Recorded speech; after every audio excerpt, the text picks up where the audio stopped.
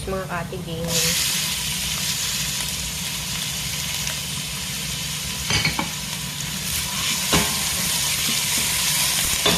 Pwede na natin ilagay itong sili, mga katiging.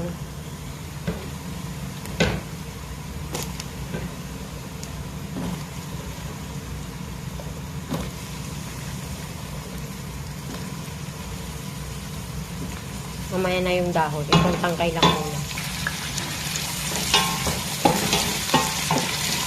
Lutuin lang muna. Lutuin lang muna natin ang kuto itong tangkay niya. Tapos saka yung dahon mamaya. Pwede natin ilagay yung dahon.